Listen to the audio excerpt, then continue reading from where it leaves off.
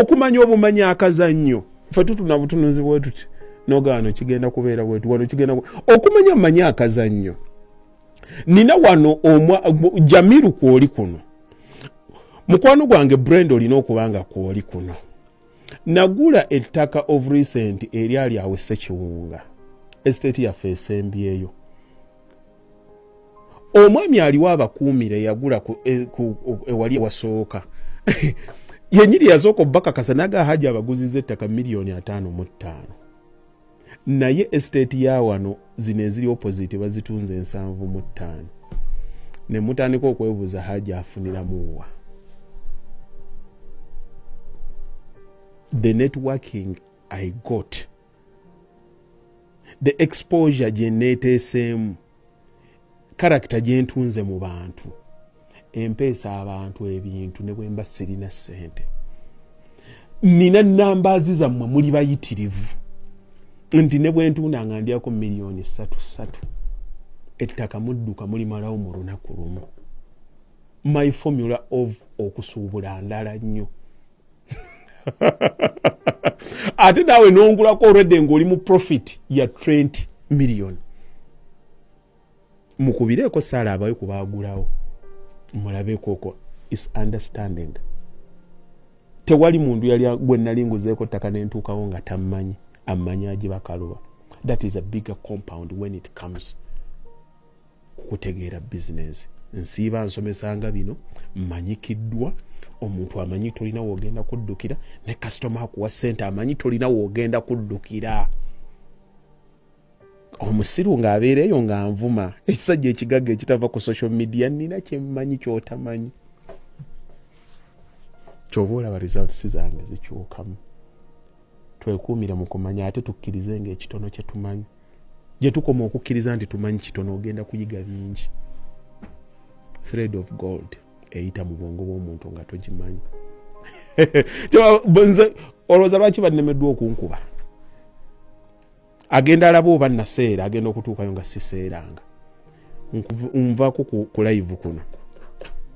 Ddayo mu pages zaffe emabega natuunanga ettaka Nakasajja $2,500,000 nkwegayiridde teekamu osaafinge plot 50 by 100 Nakasajja bwetajjira mu 374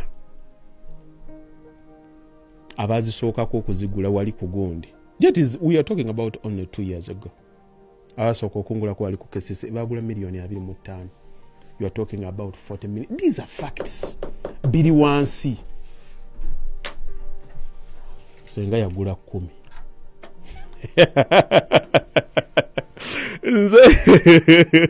Yes, volume makes more profit. Thank you very much. Kasite kusanga ng'olina character eri super. I went there and the price was 75 and Haji sold the land at 55. Oyo Ivan Nsubuga yangulako. Dayo kibuuze lwaki. Nina numbers manyi kye bakola community kye bayita community. Nkozesa mu abantu beebweru. Kuba Uganda teri muntu agenda kujjanga agenda gula ttaka lya $2 3 kati nze nabakola mu organization. Nja kujja because I'm dependable. Ngenda kujja mumanyi wendi. Togenda muntu kudduka nga bamanyi gwali nabakaluba mmolo wali. Gwa asiba ajja mu America gwasiba akola ki omuntu akuweereza comfortable $5,500,000 kikumi nga talina kyayagala. Why? It's there. Estate twakakola 16 ndeeterayo omuntu omu ataafuna ttakali atalina kyapa kye. That is branding and all undervalued.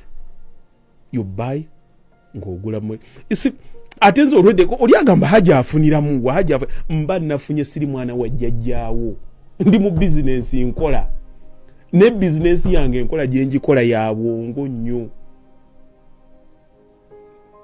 nafuna social capital wammwe mwekolamu omulimu munnaku 2 nga mwafunganyiza dda akawumbi kamu kitundu wanyini sente zammwe nga zigenda nga zisasula. I'm just the middle guy. Maliriza bumaliza nemba wa bintu byammwe gwe nosasula ko obukadde bwange 2-3 nembera bulungi kati ate omuntu mulala asobola kikola kubanga social capital gye nina tagirina n'amagezi gekozeseza mu real estate tagalina ate amataka gange gonna making sure nti gali mu position gyotagenda kuzanyirako. And it's open even to you. Kyova olaba information njikuwa, go use it. Tusome. Mbaduse kaksam. Abantu tubaleke. Siwanja witness. I got my title from Sechiwunga recently era sitoma webale nnyo. Bano bonna bolaba kuno ba client bange mulimu kakati wano company nakwe right now is 50 plus na awo damulira. Thank you Damulira Uthman nabawera ku million 35. You can imagine. Yaka na yete bagamba anti nonze safu nako. Nafunako but eyo ba number the average factor oba mugimanyi oliwe agamba nti no sifuna ba customer agamba nti no we exposing oba okuba amasimu ameka olunaku ne bamugamba nti no nkuba naga nti nkuba amasimu agawerange 10 nga noonya abantu ne bamugamba yongeramu ewabadde 10 kati kube simu 50. Average factor kati bwoyongeza ko kitegeeza bwokuba 50 ba client bwe walifunye mu nnako 5 ngenda bafuna mu lunaku lumu numbers ze zikola kyovola ba visibility tetulekera awo yo abantu gotola abantu banoonyezaji bakaluba bamunoonya ebituli birudda bituli bibale tebiriwo nategeera kazanyo nsoma but above all nkitukiriza ate nawe osobola okukikola. It can be 10 years, it can be 20 years, but it's doable. It is doable.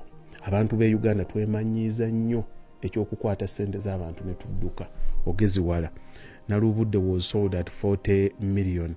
The land near was 65. Thank you very much. Bano bonna ba clients bange. Ba kati abagulira kwana already batandikira mu profit ya 15. No hassle ekiyapa kikusanga uwo. Kati bwemba nkikola gwe lwakyoloza tosobola kikola. Nkugaye saagala ogule kunze. Nkuwadde formula nkusomeseza real estate.